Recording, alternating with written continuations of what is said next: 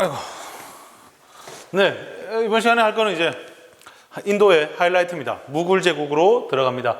이름이 무굴인 이유는요, 그 예전에 티무르 왕조라고 혹시 서아시아 저번 시간에 배웠나? 아니다, 서아시아 할 때 배웠구나. 저번 주 중에 아마 서아시아 하면서 티무르 왕조, 사파비 왕조 할 때 그 티무르 왕조라고 있었어요. 그 티무르 왕조가 내세웠던 것 중에 하나가 뭡니까? 몽골 제국의 부활을 얘기했었죠. 그죠? 그 티무르 제국의 후손이 만든 나라가 무굴 제국입니다. 그래서 이름이 몽골 비슷한 거죠. 알겠죠? 1526년에 건국했고요. 1857년에 나라가 망하는데 그때 되면서 이제 그 인도가 영국의 식민지가 되는 겁니다. 자, 그러면 보도록 하지요. 자, 티무르 후손이었던 야도 쫓겼죠, 그죠? 우즈베크인한테 쫓겨가지고 고생했던 사람인데 얘가 이제 들어요. 티무르 할아버지, 부족의 할아버지한테 듣습니다. 옛날에 티무르 우리 선조님께서도 인도 가가지고 돈 한번 시게 벌어왔다. 인도를 옛날에 세력 기반으로 삼았다. 말이 세력 기반이지 가갖고 약탈. 저번 시간 아까 했던 투그라트 델리 술탄 왕조한테 쳐들어와가지고 약탈하고 막 그랬던 그 얘기가 있거든요. 그래 놓으니까 바브르도 그러면 나도 한번 가보자라고 생각을 한 거지요. 그래가지고 고생 하다가 당시 있었던 로디 왕조 있잖아요. 마지막에 델리 술탄 왕조의 마지막 로디 왕조랑 한판 시게 붙게 되는데 그게 그 유명한 파니파트 전투라고.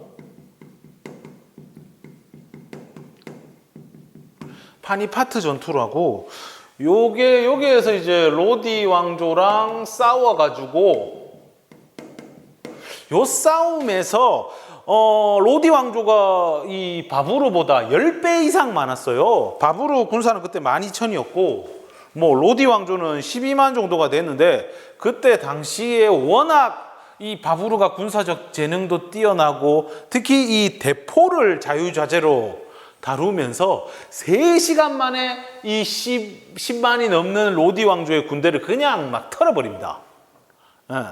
아직까지 아들 막 코끼리 뛰댕기고 막 이럴 때거든. 그래가지고 대포 좀 쏘고 그러니까 코끼리가 이게 귀가 크잖아. 소리에 예민하거든. 그래가 처음에 인도에서 코끼리 쓰는 건 아주 유명합니다.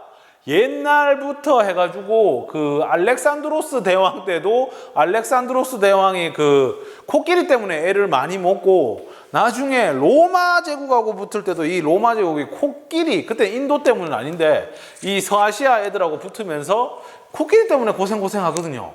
그러다가 알아낸 게 코끼리는 소리에 약하다. 그래서 로마 군대는 코끼리 오면은 그냥 나팔부터 불어요. 나팔부터 불면은 코끼리가 그래 되면 완전 막 시끄러우면 야가 그냥 미치나 봐요. 그리고 아군 적군 할 거 없이 그냥 다 여기저기 밟고 막 돌아다니는데 그렇게 되는데 하여튼 바부르의 대포 소리에 코끼리 부대가 혼란을 겪으면서 제대로 싸워보지도 못하고 그냥 탈탈 털리게 됐습니다. 그러면서 핵심 도시라고 할 수 있는 북인도의 델리와 아그라 여기를 차지하게 됩니다. 델리와 아그라를 차지하게 되죠.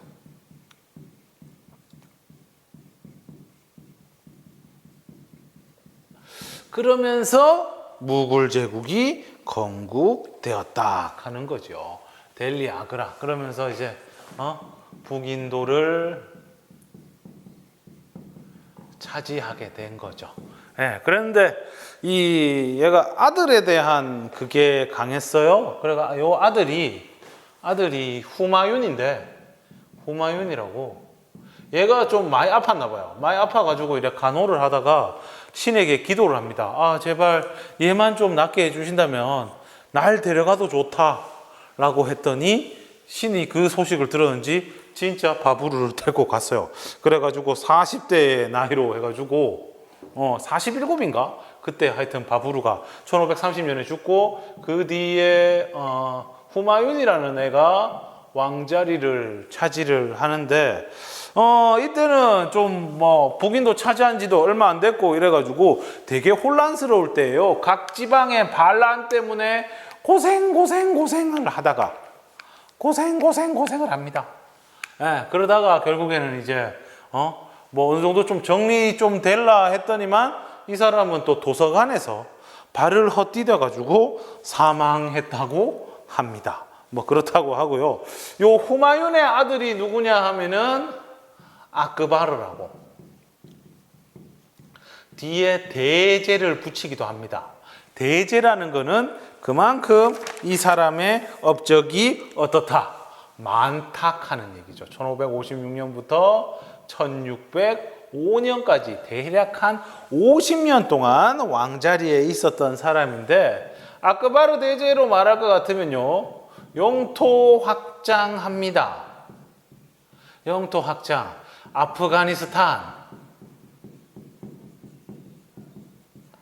아프가니스탄이라면 요 적어놨는 그 카불 요 지역 있죠. 카불 요 지역. 요 지역부터 해가지고 북인도에 이르기까지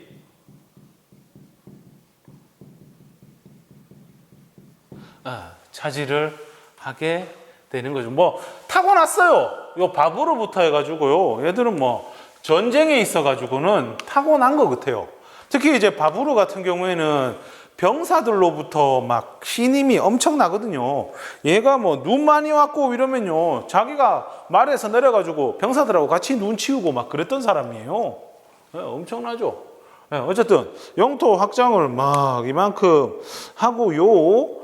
뭐 그리고 데칸으로도 진출을 시도합니다.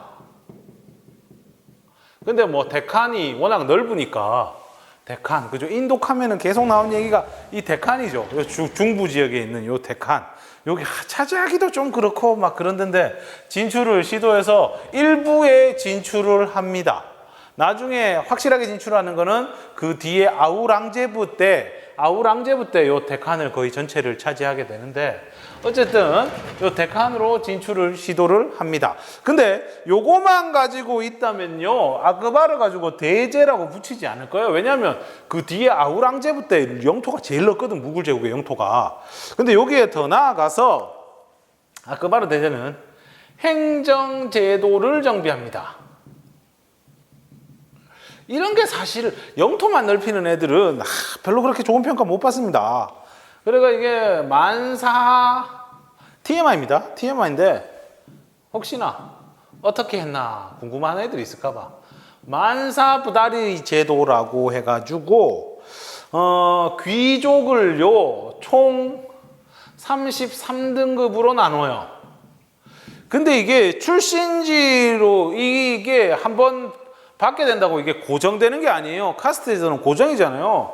이게 받은 등급은요 세습이 안 돼. 그러니까 여기에 요 등급에 따라 가지고 이 사람들이 가지는 병사가 10명에서 많으면은 7,000명까지 배정이 되는 겁니다. 네, 그래가지고 요 병사를 배정받아 가지고 얘들이 군사와 행정 업무를 한다 하는 겁니다.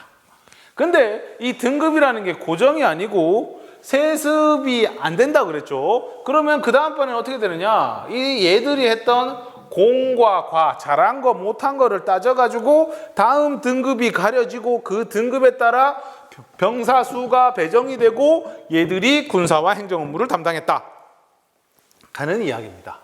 알겠죠? 그 다음에 이 지방 같은 경우에는 그 크게 지방 행정을 담당하는 친구로는 수바다르와 디완이라는 친구가 있었는데 수바다르는 쉽게 말하면 군사령관이고 디완은 이 재정 조세를 거두는 애예요. 그 요 두 개를 분리를 해놔서 군사령관도 디완의 협조 없이는 아무것도 못하고 디완도 야는 돈만 있지 군대가 없거든. 수바다르의 협조 없이는 아무것도 못하고 그렇게 해서 세력 균형을 맞추려고 했다. 그냥 이런 수준으로 알아두시면 될 것 같고요. 그 다음에 또 훌륭한 거는 힌두교에 대한 관용이라기보다는 아예 차별을 없애지요. 차별을 없앴어요. 차별 없앱니다. 어떻게? 지지야 폐지했어요. 지지야 폐지하고 관직도 개방하고. 지지야라는 건 알죠? 인두세 1인당 얼마씩 내는 거. 이슬람교 애들은 안 내죠. 이슬람 애들은 안 내죠. 무슬림들은 안 냅니다. 무슬림 이외의 종교를 가진 애들은 1인당 얼마씩 세금 냅니다. 대신 이것만 내면은 간섭해요, 안 해요? 안 합니다. 근데 이런 것도 차별이다라고 생각해서 싸그리 다 없애버리고요. 그리고 이 아크바르 대제가 1575년에 궁궐에서 신비스러운 경험을 합니다. 갑자기 자기가 막 이래 있는데 어디 신내림 받은 것처럼 막 기분 좋아지고 요런 경험을 하거든요. 그러면서 이 아크바르 대제의 생각이 좀 바뀌어요. 아, 유일한 종교는 없구나라고 생각을 하는 거예요. 그래가지고 이 사람이 이바다트 카나라는 걸 만들어요. 이바다트 카나. 나 인도말 한 개도 할 줄 모르는데 이바다트 카나라고, 쉽게 말하면 성소라는 곳인데, 요 공간에 이슬람교에 전파하는 사람, 그 다음에 힌두교 사제들, 심지어 나중에는 가톨릭 사제들, 왜냐하면 여기 포르투갈 애들도 와 있잖아요. 그래서 가톨릭 신부들도 막 초대를 해가지고 그 종교에 관해서 막 대토론회를 계속해서 열었다 할 정도로 종교에 대해서 굉장히 유연한 시각을 가졌던 사람입니다. 그리고 마지막으로 이제 사회개혁.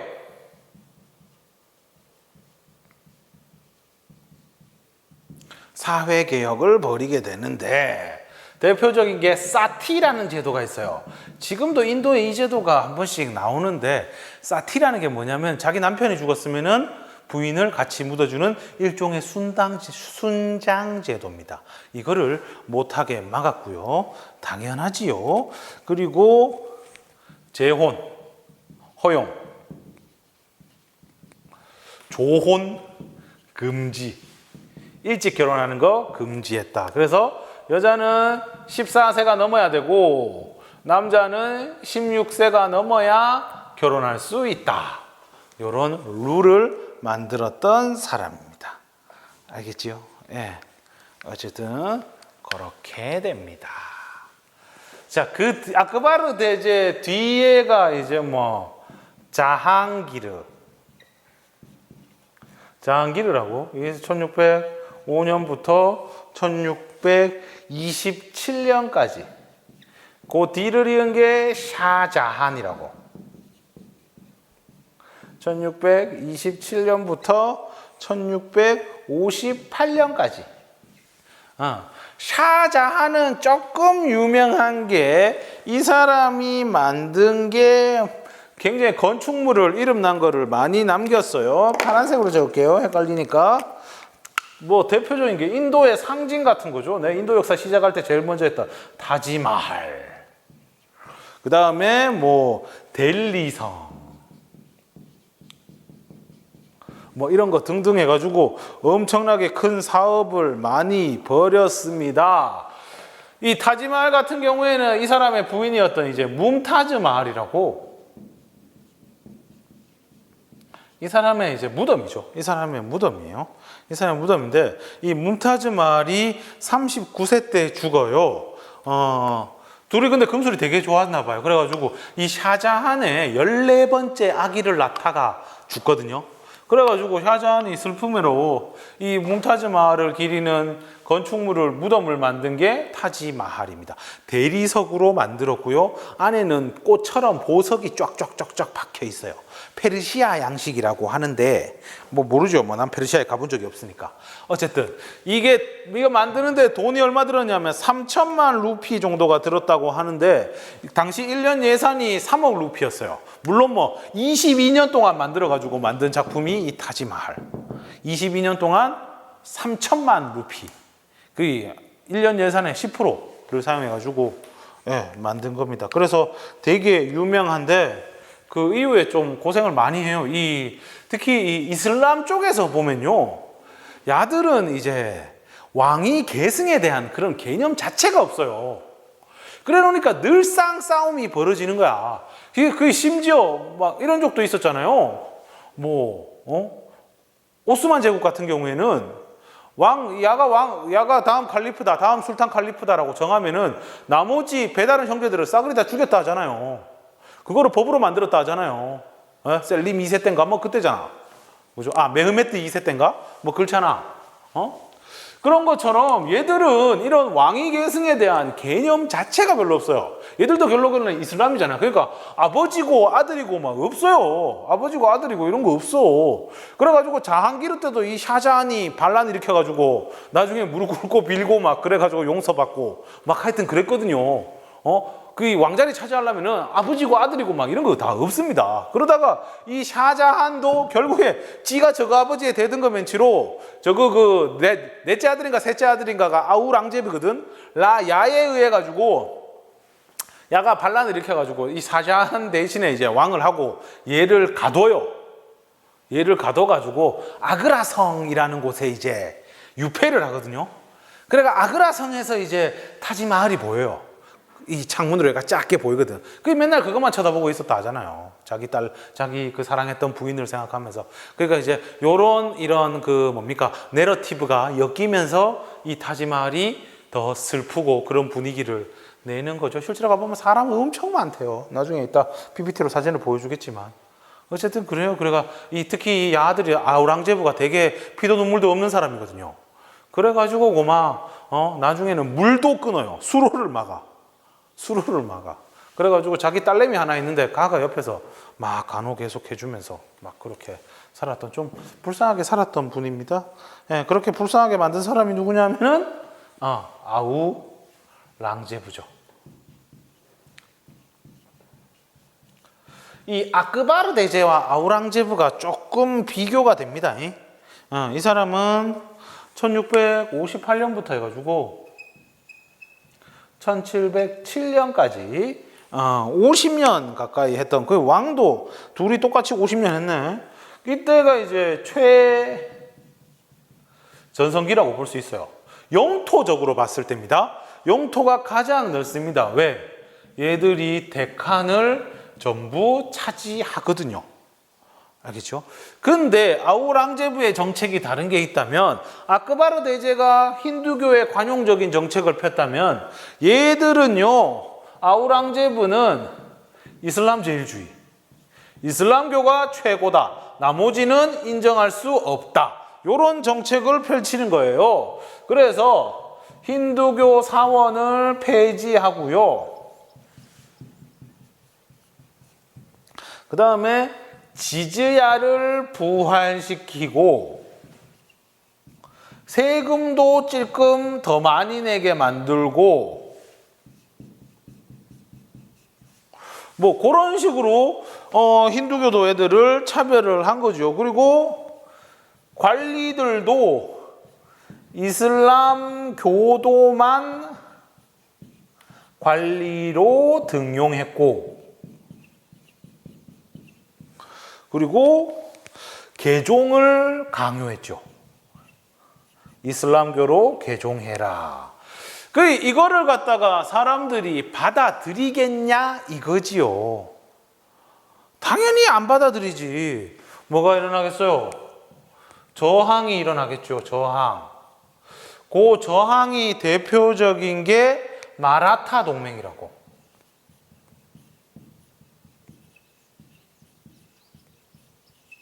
이것 때문에 애를 억수로 먹습니다. 마라타 동맹 때문에. 마라타 동맹은 얘들은 이제 데칸 지역을 중심으로, 이 데칸 지역이 힌두교가 좀 강세인 곳이거든요. 그래가지고 얘들이 이제 여기에 시바지 이름이 시바지예요. 시바지라는 사람이 주도해가지고 반란을 일으키는데 이게 굉장히 길게 가요. 대부분 다 힌두교도들이에요. 그리고 그 다음에 시크교라고 얘들도 반란을 일으켜. 얘들은 어디에 있었느냐 하면 이제 펀자브 지방에, 시크교는 뭐 하는 애들이냐 하면은 그 힌두교랑 이슬람교를 믹스한 거예요. 어떻게 보면은 두 개의 나쁜 점을 다 제거한 거예요. 두 개의 나쁜 점을 제거한 거예요. 그래가지고 얘들의 가르침은 이제 일신론. 신은 하나다. 이건 이슬람교 그거죠. 그죠? 그 다음에 형제애. 그래가 카스트 제도를 부정해요.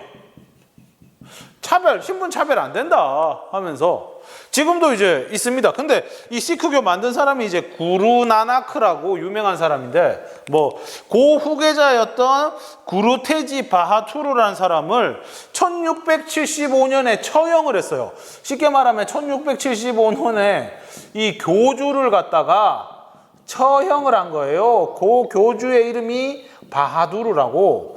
얘를 처형을 하니까 원래 이 시크교도 애들은 아크바르 대제 때부터 해가지고 어떻게 보면은 이 무굴 제국을 지지해주는 사람들이었는데 이 아우랑제부가 이슬람 제일주의를 하면서 시크교들을 처형하면서 얘들이 이제 들고 일어난 거예요. 그래가지고 지금은 인도에도 지금도 시크교가 있습니다. 한 2%에서 8% 하는데 인도는 2%만 해도 3천만이 넘어갑니다. 그죠? 엄청난 인구가 있고 요 시크교 애들은 이제 이름이 뒤에 보면은 성을 갖다가 남자는 싱, 여자는 카우르. 싱이라는 거는 이제 뭐 사자, 카우르는 공주, 왕자 뭐 이런 뜻인데 이걸로 다 바꿔요, 성을. 왜냐하면 카스트 대조의 차별이 이 성씨에서 나온다라고 해가지고 시크교 믿는 남자들은 전부 다 싱, 여자들은 전부 다 카우르. 그래가지고 인도 사람인데 이름 뒤에 싱자 들어간다 하면은 시크교도구나. 요 인도 총리도 배출을 했었어요. 인도 총리도 배출을 할 정도로 잘 나갔습니다. 망크한 싱인가 10년 동안 총리를 했는데 하여튼 아우랑제부 위기가 온 거죠. 나중에 요 데칸 지역에서는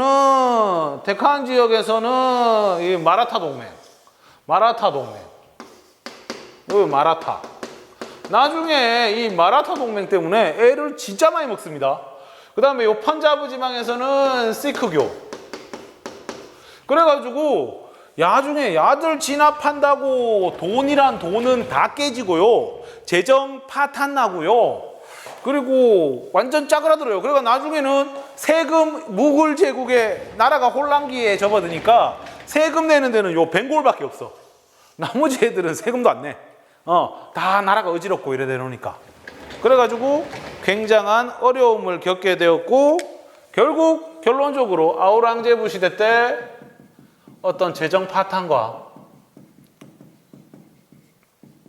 멸망의 계기가 되었다. 이렇게 이해하시면 될 것 같습니다. 네. 나중에 거의 무굴 제국이 마라타 그쪽에 빌붙어가지고 살 정도로 쫙그라듭니다. 네, 그렇게 되겠네요. 네. 이렇게 하고 그 다음에 힌두 이슬람 문화 이야기하도록 하겠습니다.